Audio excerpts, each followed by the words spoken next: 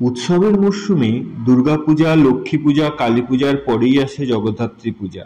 মা জগদ্ধাত্রী ত্রিনয়না, চতুর্ভুজা, সিংহের ওপরে আসীন। তার হাতে শঙ্খ, চক্র, ধনুক ও বাণ, গলায় নাগ যজ্ঞেশ্বরী পবিত। দেবীর গাত্রবর্ণ উদীয়মান সূর্যের মতো। রাজসিক দেবী দুর্গা, তামসিক কালীর পর সত্যগুণের দেবী জগদ্ধাত্রীর পূজা হয়। দেবী জগদ্ধাত্রীর পূজা অনুষ্ঠিত হয় দুর্গাপূজার ঠিক ১ মাস পর কার্তিক মাসের শুক্লা নবমী তিথিতে। কাত্যায়নী তন্ত্র অনুসারে কার্তিক শুক্লা নবমীতে দেবী জগদ্ধাত্রীর আবির্ভূত হওয়ার কথা উল্লেখ রয়েছে। দুর্গাকল্প অনুসারে দেবতাদের হিত, দুর্বৃত্তের দমন এবং জগতের কল্যাণের জন্য যুগের প্রারম্ভে কার্তিক মাসের শুক্লাপক্ষে মঙ্গলবারে পরমেশ্বরী অর্থাৎ মাতা জগদ্ধাত্রীর আবির্ভূত হলেন। আবার শূলপাণি লিখেছেন, ত্রেতা যুগের প্রারম্ভে কার্তিক মাসের শুক্লাপক্ষের নবমী তিথিতে সিংহপৃষ্ঠ আসীন দেবী জগদ্ধাত্রী পূজা করবেন। সপ্তমী, অষ্টমী, নবমী এই ৩ দিন মাতা জগদ্ধাত্রীর আরাধনা করে থাকেন ভক্তেরা। তবে অনেকে নবমীর দিন ৩ বার পূজা করে সপ্তমী, অষ্টমী, নবমী পূজা সম্পন্ন করেন। কোথাও কোথাও প্রথম বা দ্বিতীয় পূজার পর কুমারী পূজারও আয়োজন হয়।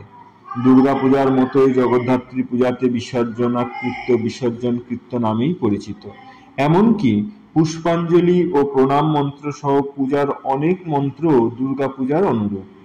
পৌরাণিক কাহিনী অনুসারে একবার দেবতা ও অসুরদের সংগ্রামে দেবগণ অসুরদের পরাস্ত করলেন, কিন্তু তারা বিস্মিত হলেন যে নিজ শক্তিতে নয়, বরং ব্রহ্মার বলে বলীয়ান হয়েই তাদের এই বিজয়।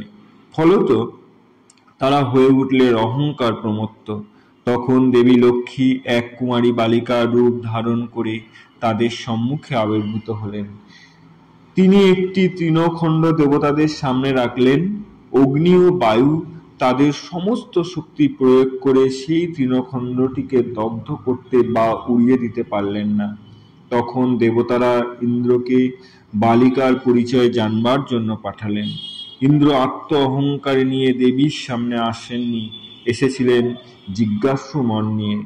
তাই ব্রহ্মরূপী দেবী মহালক্ষ্মী তার সম্মুখ হতে তিরোহিত হলেন এবং নিমেষে তার সম্মুখে আকাশে দিব্য স্ত্রী মূর্তিতে আবির্ভূত হলেন হৈমাবতী রমা। রমা ব্রহ্মের স্বরূপ ব্যাখ্যা করে ইন্দ্রের জ্ঞান পিপাসা নিবৃত্ত করলেন।